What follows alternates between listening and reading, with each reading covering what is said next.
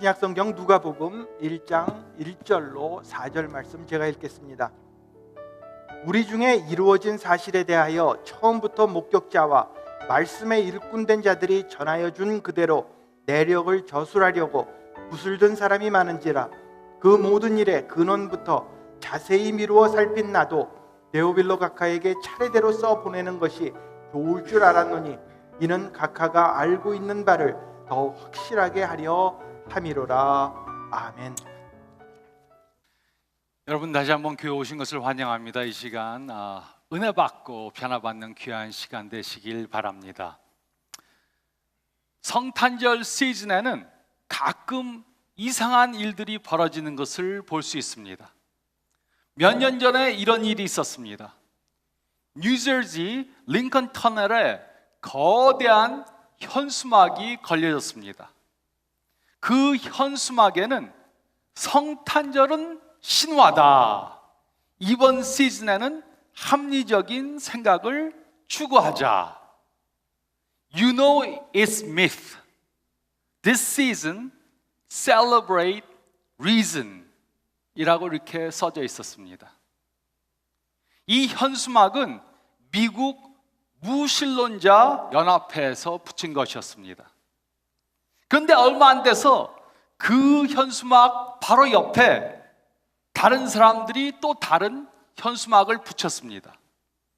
그 현수막은 캐톨릭 단체에서 붙인 것입니다. 그 현수막에는 성탄절은 사실이다. 이번 시즌에는 예수님을 축하하자. You know it's real. This season celebrate Jesus.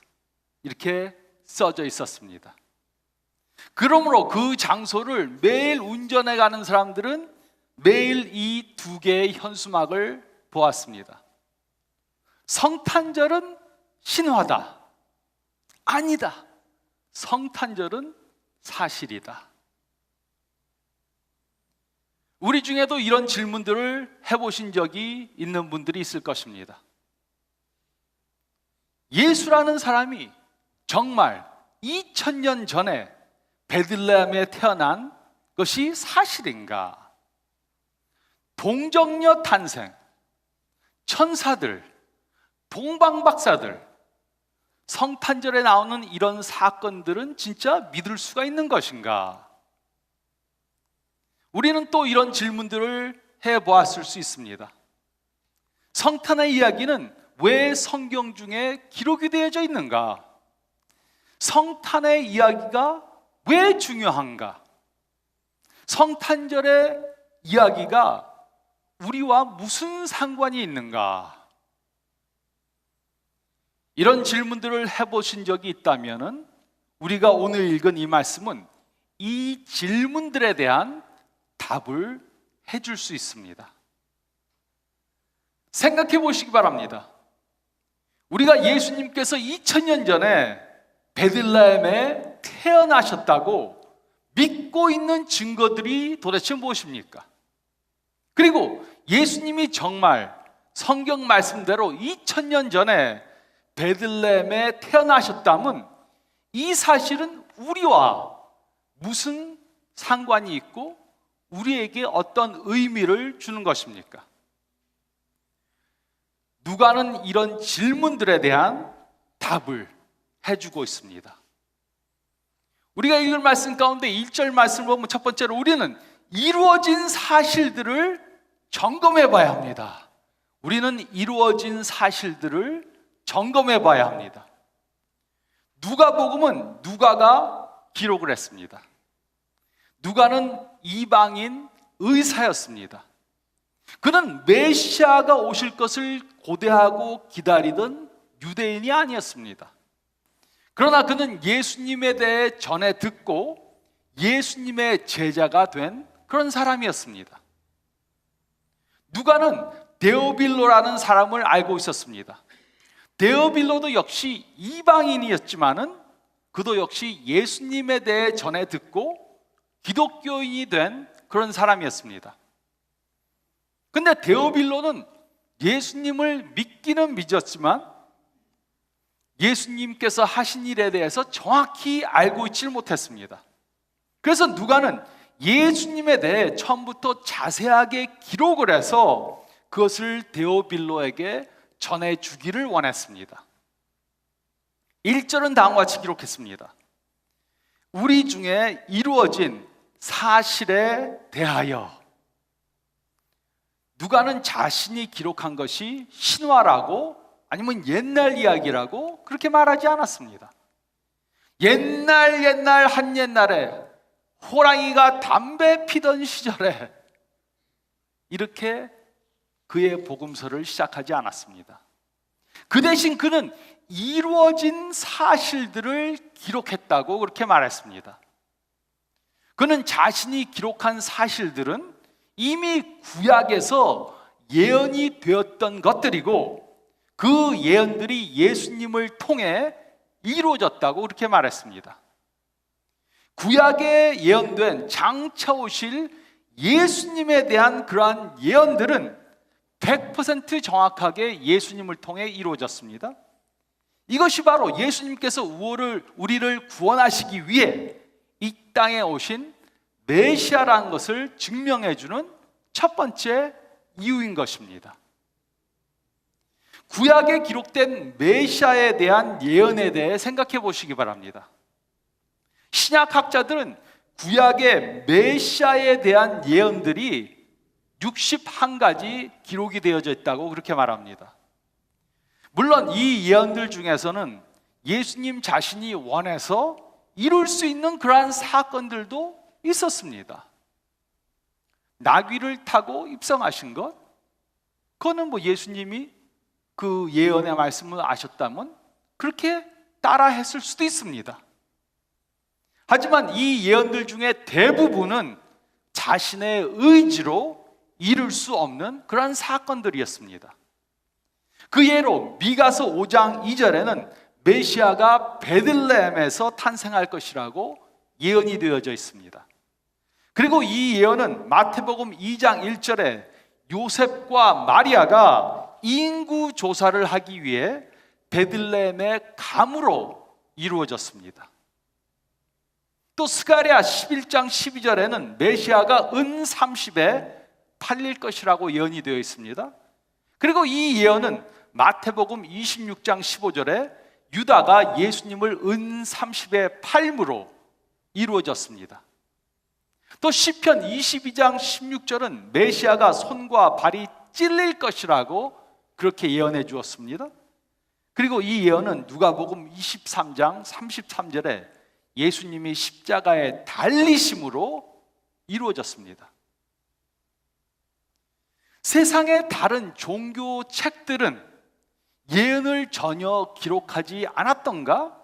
아니면 예언을 기록했는데 틀렸습니다. 그러나 성경에 기록된 예언들은 정확하게 100% 이루어졌습니다. 구약에 예언된 장차 오실 메시아에 대한 예언들은 예수님을 통해 모두 이루어졌습니다. 이것이 예수님께서 우리를 죄에서부터 구원하시기 위해 이 땅에 2000년 전에 오셨다는 것을 증명해 주는 것입니다. 이루어진 예언들. 그래서 우리는 예수님을 통해 이루어진 예언의 사실성을 점검해 봐야 합니다. 그럴 때 우리는 예수님께서 구약에서 예언해 주신 그 메시아라는 것을 믿게 될 것입니다. 저도 구약에 말씀하신 예수님에 대한 예언들을 생각해 보았습니다. 교회를 7년 동안 다니면서 한국에서 미국에서 교회를 다니면서 이런 얘기들을 들었습니다. 그리고 구약과 신약을 같이 보니까 구약에 기록된 메시아에 대한 예언들이 예수님 안에서 분명히 이루어졌다는 것을 깨닫게 되었습니다. 그래서 저는 예수님을 저의 구세주로 영접하게 된 것입니다. 그리고 그 후에도 계속해서 성경을 공부했습니다. 성경을 공부하면 할수록 예수님께서 구약에 예언된 그 예언들을 이루셨다는 것에 대한 확신을 더 갖게 되었습니다. 그래서 저의 예수님에 대한 믿음은 더욱더 견고하게 되어져 가고 있는 것입니다. 그러므로 우리 가운데 아직도 예수님에 대한 확신이 없으신 분들이 있다면 구약에 예언된 예수님에 대한 말씀들을 공부해 봐야 합니다. 그러면 예수님께서 이 예언들을 이루신 우리의 구세주라는 것을 확실히 알 수 있게 될 것입니다. 또 예수님에 대한 믿음이 아직도 약하신 분들이 있다면 구약에 예언된 메시아에 대한 예언들을 더욱더 공부해 봐야 합니다. 그럴 때 예수님께서 이 예언들을 이루신 우리의 구세주라는 것을 확실하게 믿을 수 있게 될 것입니다. 그래서 첫째로 우리는 이루어진 사실들을 점검해 봐야 합니다. 구약에서 예언되고 예수님 안에서 이루어진 이 사실들을 점검해 봐야 합니다. 그리고 두 번째로 저희가 읽은 말씀 가운데 2절과 3절 말씀 보면 우리는 다른 사람들의 증언을 자세히 살펴봐야 합니다. 우리는 다른 사람들의 증언을 자세히 살펴보아야 합니다. 2절과 3절은 다음과 같이 기록했습니다. 처음부터 목격자와 말씀에 일꾼된 자들이 전해준 그대로 내역을 저술하려고 붓을 든 사람이 많은지라 그 모든 일을 근원부터 자세히 미루어 살핀 나도 데오빌로 각하에게 차례대로 써 보내는 것이 좋은 줄 알았노니. 누가는 디오빌로에게 자신이 기록한 내용은 떠돌아다니는 소문을 기록한 것이라고 말하지 않았습니다.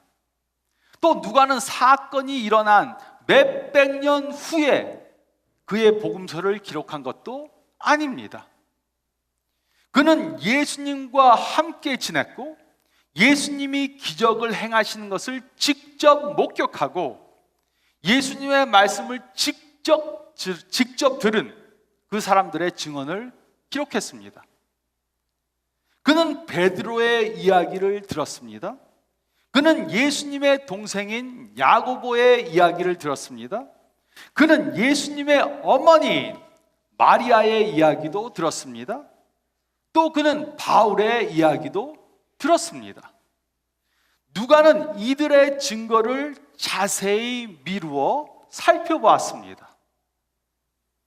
이곳에서 살펴보았다는 것은 조사해 보았다 아니면 수사해 보았다라는 뜻입니다. 그리고 이것은 매우 중요합니다. 누가는 어부였던 베드로가 예수님을 만난 후 변화를 받아 예수님을 따르는 제자가 되었다는 것을 간증으로 들었을 것입니다. 누가는 야고보가 자신의 형이었던 예수님이 메시아라고 믿지 않다가 결국 예수님이 자신의 메시아라고 믿게 된 그 간증도 들었을 것입니다. 누가는 예수님의 육신의 어머니인 마리아로부터 천사가 예수님이 태어나실 것에 대해 말해준 것과 동정녀로 예수님을 잉태하게 된 것과 예수님의 삶과 죽음과 부활에 대해 간증하는 것을 들었을 것입니다. 또 누가는 바울이 예수님을 믿던 사람을 핍박하던 사람에서 다메섹 도상으로 가다가 부활하신 예수님을 뵙고 예수님의 제자가 된 경위에 대해서 간증하는 것도 들었을 것입니다. 그리고 그는 그 간증들을 믿었습니다. 그는 이 모든 사람들이 하는 간증을 무시할 수 없었습니다. 그러므로 우리도 다른 사람들의 증언을 자세히 살펴봐야 합니다. 그리고 우리는 이것을 두 가지 방법으로 할 수 있습니다. 첫째는 성경을 통해 성경을 기록한 사람들의 증언을 자세히 살펴보아야 합니다. 신약의 네 복음서들은 다음과 같이 두 가지 방법으로 기록이 되었습니다. 마태와 요한은 자신들이 직접 보고 경험한 것을 마태복음과 요한복음에 기록을 했습니다. 그러나 마가와 누가는 직접 경험한 것을 기록한 것이 아니고 다른 사람들이 직접 보고 경험한 것을 듣고 자세히 미루어 살펴본 것을 마가복음과 누가복음에 기록한 것입니다. 물론 이 모든 과정 가운데 성령님께서 그들을 인도해 주셨습니다. 그래서 이들은 100% 하나님의 말씀을 기록할 수 있었던 것입니다. 물론 각 책들에는 저자들의 독특한 성격이나 글을 쓰는 스타일들이 나와져 있습니다. 그 예로 마태는 세리였기 때문에 숫자에 매우 관심이 많게 그 책을 기록했습니다. 또 누가는 의사였기 때문에 예수님께서 병을 고친 사건들에 대해서 자세히 기록해 놓았습니다. 그러나 이들이 기록한 것은 전부 100% 하나님의 말씀입니다. 그래서 우리는 누가나 다른 저자들이 기록한 말씀을 자세히 살펴봐야 합니다. 그럴 때 우리는 성경에 기록된 예수님께서 우리의 메시아라는 것을 믿게 될 것입니다. 또 둘째로 우리는 우리 주위의 사람들의 증언을 자세히 살펴봐야 합니다. 요즘에도 많은 사람들이 예수님을 만나게 된 경위를 말하는 것을 간증합니다. 저도 예수님 없이 목적 없이 삶을 살다가 예수님 안에서 변화된 삶을 살게 되었습니다. 예수님께서 인도하시는 것을 경험했고 병을 고쳐주는 것도 경험했고 저를 사용하시는 것도 경험했습니다. 우리 주위에는 이런 간증을 하는 사람들이 많이 있습니다. 그리고 우리는 다른 사람들이 이렇게 증언하는 것을 자세히 살펴봐야 합니다. 그럴 때 예수님께서는 2000년 전에 베들레헴에 태어나시고 우리의 죄를 대속해 주기 위해 십자가에 달려 돌아가시고 또 부활하셔서 오늘날에도 우리 삶 가운데 역사하시고 있다는 사실을 믿게 될 것입니다. 그래서 우리는 성경에 기록된 증언들과 또 다른 사람들이 증언하는 것을 자세히 살펴봐야 합니다. 이럴 때 우리는 예수님에 대한 확신을 갖게 될 것입니다. 우리는 다른 사람들의 증언을 자세히 살펴봐야 합니다. 그리고 세 번째로 4절 말씀을 보면 우리는 다른 사람들이 확실한 신앙을 갖도록 도와야 합니다. 우리는 구약에 이루어진 사실들을 점검해보고 또 성경에 기록된 증언과 다른 사람들의 증언을 자세히 살펴보고 확실한 믿음을 가져야 합니다. 그리고 다른 사람들도 우리처럼 확실한 믿음을 가질 수 있도록 도와줘야 합니다. 4절은 다음과 같이 기록했습니다. 이는 각하가 알고 있는 바를 더 확실하게 하려 함이로다. 데오빌로는 예수님에 대해 이미 알고 있었습니다. 예수님을 믿었습니다. 그러나 누가는 예수님을 직접 목격한 사람들이 증언하는 것을 모아서 이 복음서를 기록해서 그에게 전해주었습니다. 그 이유가 무엇이었습니까? 그것은 데오빌로로 하여금 그가 믿는 것을 더욱 확실히 믿게 도와주기 위해서였습니다. 그러므로 중요한 것은 바로 이것입니다. 기독교는 아무 근거가 없는 것을 믿는 종교가 절대로 아닙니다. 기독교는 역사적 사실을 근거한 종교입니다. 기독교는 실제로 있었던 사건을 근거해서 생긴 종교인 것입니다. 기독교는 다른 종교들처럼 어떤 사람의 가르침에 대해서만 말해주는 종교가 아닙니다. 기독교는 실제로 일어난 사건인 예수님의 탄생을 근거로 시작이 된 것입니다. 누가는 예수님을 직접 만났던 사람들의 말을 들었습니다. 그들의 증언을 들었습니다. 그리고 이 일어난 순서대로 사건을 자세하게 기록했습니다. 그가 기록한 것은 신화가 아닙니다. 옛날 이야기가 아닙니다.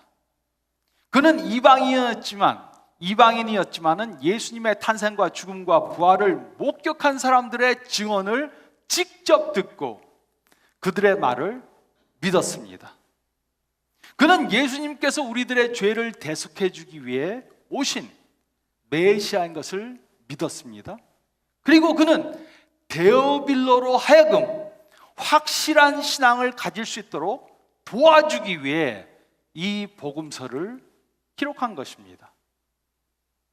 그러므로 우리도 예수님에 대한 예언이 이루어진 것을 알고 성경과 또 다른 사람들이 증언해 준 것을 살펴보고 잘 들어봐야 합니다. 이런 과정을 통해 우리는 우리의 믿음에 대한 확신을 가져야 합니다.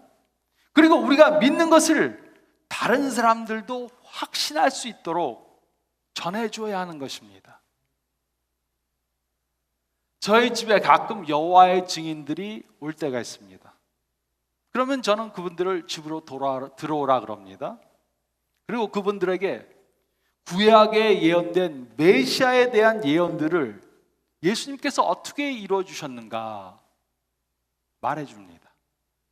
또 예수님께서 지금 우리 삶 가운데, 나의 삶 가운데 어떻게 역사하고 계신가 그것을 말해 줍니다. 어떤 사람들은 매우 관심 있게 듣습니다. 그 중에 한 분이 이렇게 말해 주는 것을 들은 적이 있습니다.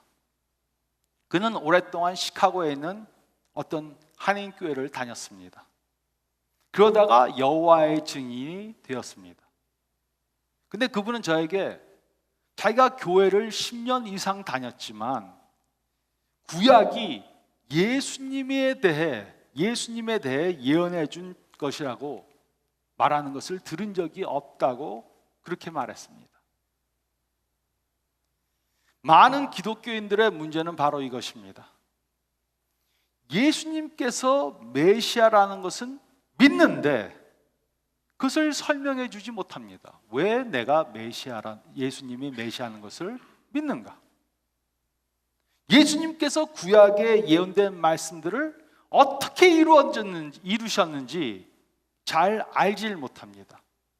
또 신약에서 예수님에 대해 뭐라고 말하고 있는가 잘 알질 못합니다. 그러니까 자신의 신앙에도 확실성이 부족하고 다른 사람들에게 자신의 신앙을 확실하게 전해주지 못합니다. 성경을 좀 비슷하게는 아는데 확실하게 알질 못합니다. 그러니까는 자기의 믿음에 확실성이 없고 또 확실히 모르니까는 확실하게 기독교인으로 살지도 못합니다. 심심하면 삐지고 심심하면 남하고 다투고 오직 예수님밖에 없다고 말하면서 자기 엄청 자랑하려고 내세우고 자기에도 확실성이 없고 자기도 제대로 예수 믿는 제자로 살지 못하고 다른 사람들에게도 자신의 신앙을 전해주지 못합니다. 오히려 전도를 하려고 하면 겁이 납니다. 누가 어떻게 예수님 영접하는 거야? 그러면 설명할 도리가 없습니다. 예수님의 제자들은 먼저 우리가 확실한 믿음을 가져야 합니다.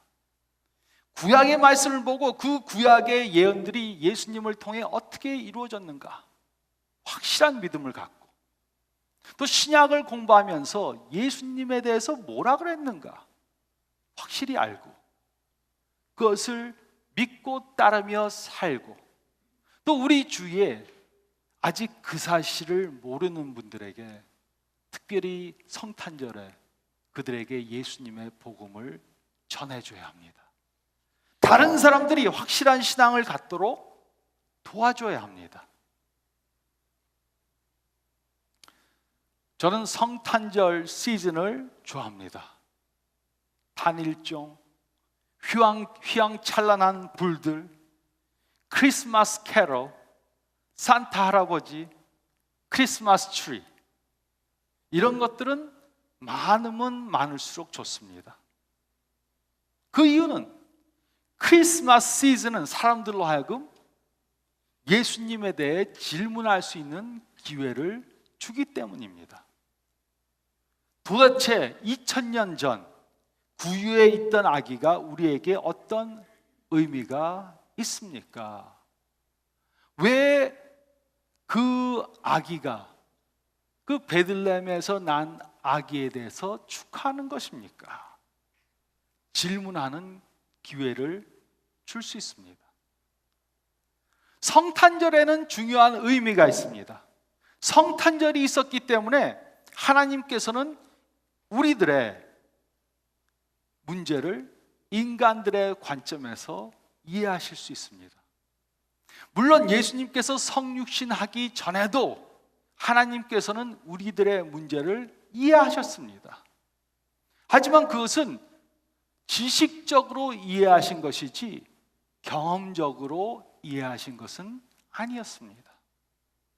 그런데 예수님께서 오심으로 하나님께서는 우리들의 문제를 직접 경험적으로 이해하실 수 있게 된 것입니다. 그래서 성탄절은 우리에게 소망을 주는 것입니다. 그리고 우리에게는 이 소망의 메시지가 필요합니다. 우리는 매우 불안한 때 살고 있습니다. 테러, 폭력, 불경기, 직장에 대한 불안감, 병에 대한 불안감, 결혼의 문제, 정치인들에 대한 불신, 이런 문제를 당하는 우리들에게 성탄절의 소망의 메시지가 매우 필요합니다. 크리스마스는 이 땅에 오신 그리스도 때문에 생긴 것입니다. 크리스마스 단어 안에는 크라이스트라는 단어가 들어가 있습니다. 크리스마스는 산타마스가 아닙니다. 산타 할아버지는 우리들에게 소망을 줄 수 없습니다.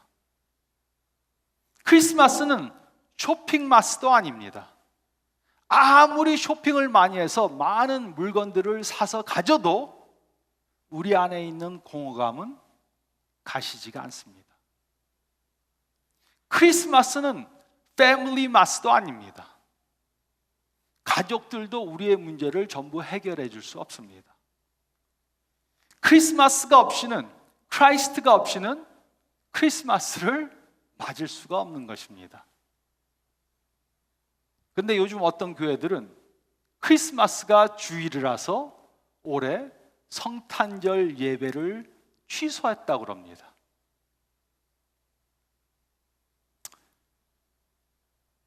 예수님이 성탄절의 주인공이십니다.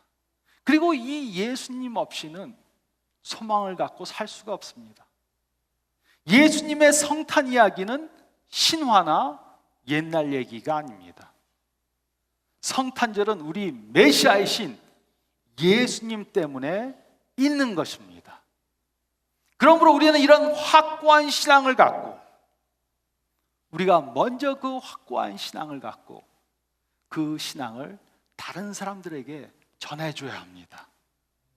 이러한 확고한 신앙을 갖고 그 신앙을 주위 분들에게 나눠주시며 성탄절을 맞는 저와 여러분들이 되시기를 성탄절의 주인공 되시는 예수님의 이름으로 축원드립니다.